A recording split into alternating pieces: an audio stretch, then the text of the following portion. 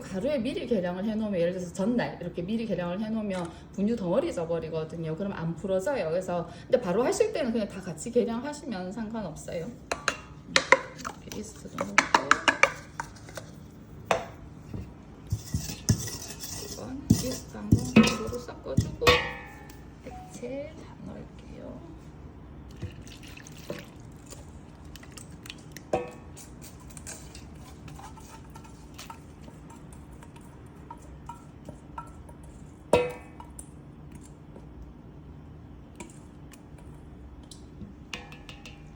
이렇게 빼고 일단 이렇게 해서 믹싱을 이쪽에서 할게요. 이쪽으로 와주시면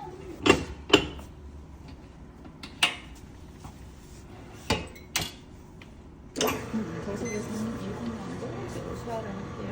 이거 반죽 온도는 이제 보통 빵처럼 생각하시면 돼요. 보통 빵이 뭐 저온 발효하거나 이런 거 아니면 27도 성후니까 얘도 뭐 낮으면 25점 몇 도, 높으면 28점 몇 도 이 정도까지 해서 27도 선으로.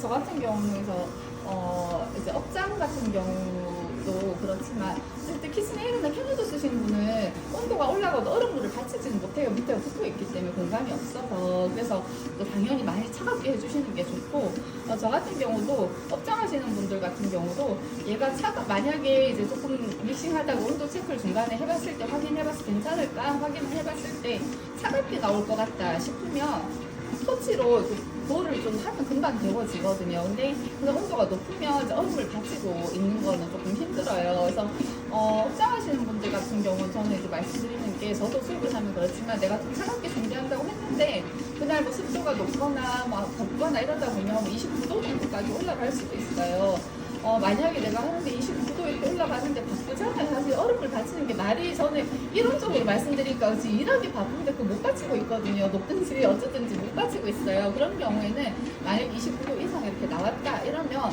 믹싱 그대로 그냥 하시고, 믹싱 끝내고 나서 발효기에 바로 넣지 마시고 그냥 실온에 좀 뒀다가 넣으시거나, 아니면 이제 실내도 덥다 이러면 냉장고에 한 1, 20분 넣어둬서 조금 안정화시키고 조금 온도 좀 내려가고 발효가 들어가는 게 좋아요. 왜냐면 이게 반죽 자체가 온도가 뜨거우면 발효가 확 일어나거든요. 빨라질 수밖에 없어서. 그러다 보면 이제 빵이 좀 빨리 이제 노화가 일어나요. 그래서 얼음을 받치기는 힘드니까 사실 그런 식으로 좀 조절을 해주시면 됩니다. 지금 2분 됐는데 조금 더 섞을게요. 조금 더 섞고 좀 더 올릴게요.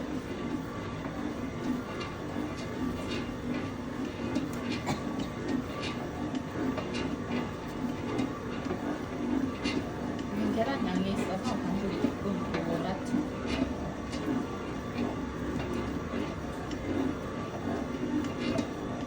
지금 보시면 이제 날가루 이런 건 없어요. 저는 섞고 중속에서 1분 치고, 지금 반죽 이렇게 한번 만져보실래요? 대기도 한번 보시고.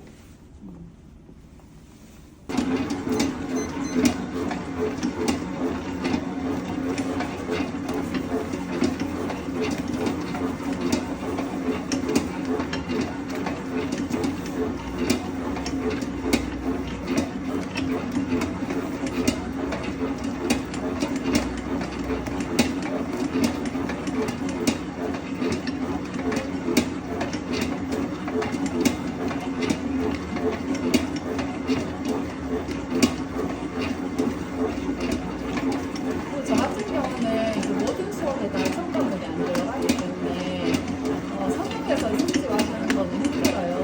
요식류가 아니면 성형에서 생지화하는 거는 힘들고, 요새는 이제 뭐 이런 생지로 가능하냐 이렇게 물어보시는 분들도 많으셔서 성형을 보면, 생지화 하려고 하면 당연히 식판으로 들어가야 돼요. 식빵도 언제도 들어가야 되고, 그 대신에 이제 첨가물 없이 얘를 올리려고 하면 1차 발효 후에 둥글리게 한 다음에 올리실 수 있어요. 그럼 나중에 냉장고에서 해동해서 그 뒷작업을 이제 하시면 되거든요. 성형하고 하는 걸 해도 되는데, 성형 후 냉동은 첨가물 없이는 힘든 게, 이미 이제 얘가 더 이상 손댈 일이 없는 거잖아요. 성형이 다 됐기 때문에. 그러면 냉동 장애가 생긴 것들이 결정화되고 이런 것들이 풀어질 시간이 없어요. 더 손댈 게 없어서. 그래서 2차 발효 자체도 잘 안 되고 겨우겨우 2차 발효 시켜서 구워도 기포도 되게 많이 생기고 볼륨도 작고 식감이 완전 다른 빵이 돼버려요. 다른 빵이 돼버리기 때문에 근데 이제 우리가 발효하고 분할해서 둥글리게 한 거를 이제 얼렸을 경우에는 나중에 해동되면 또 성형하면서 만지잖아요. 그러면서 어느 정도 풀어져요. 그러니까 그렇게 생각하시면 돼요. 크림치즈 얼렸을 때 그냥 꺼내서 녹이면 막 다 분리되잖아요. 근데 걔들을 막 이제 풀면은 좀 풀어지는, 그러니까 그런 거랑 똑같다고 생각하시면 돼요. 그래서 매일 반죽시키기가 힘들고 아니면 집에서 오늘 몇 개만 구울 거야 하면 1차 발효하고 둥글리게 해서 그냥 바로 얼리는 걸로 그렇게는 하셔도 괜찮아요. 그리고 버터를 넣도록 하겠습니다. 버터는 이렇게 말랑한 상태로, 이제 버터 같은 경우는 덩어리로 그대로 넣으셔도 되는데 덩어리로 그대로 넣으면 아무래도 섞이는 시간이 더 많이 걸리니까 저는 조금 조각을 내놨어요.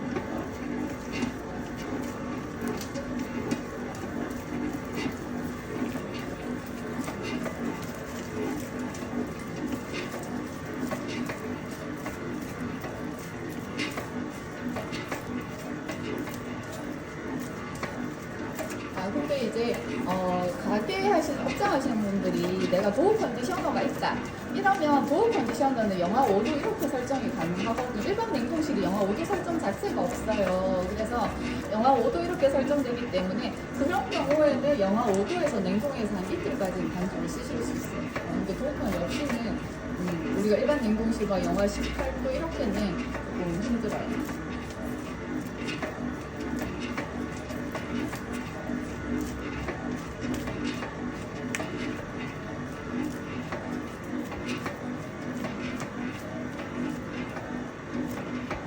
보시면 이제 버터 덩어리 큰 거 없고요. 이 정도면 중속 올려도 괜찮아서 이거 한 3분 치고 반죽 온도도 한번 보고 또 상태도 보여드리고.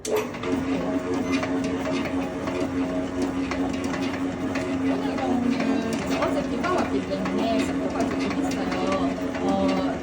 지금 여기 실내 습도가 42%면 가끔 거의 50% 넘거든요. 그리고 이제 건조한 날 같은 경우는 저도 이 공간이 30 이하로 떨어져요. 그럴 때는 반죽이 이제 원래의 느낌인데 습도가 약간 있는 날 같은 경우는 조금 더 반죽은 더 촉촉하게 느껴지거든요. 그래서 집에 가서 하셨을 때 이제 만약에 많이 건조한 날이 있다면 지금보다는 조금 비슷할 거예요. 지금은 약간 촉촉하게 지금 돌아가고 있는 거거든요. 근데 얘가 물량이 많은 레시피면 저는 이제 오늘 같은 경우는 물을 약간 줄여요. 근데 원래 얘가 뭐 엄청 질고 이런 반죽은 아니기 때문에 그냥 그대로 진행을 하고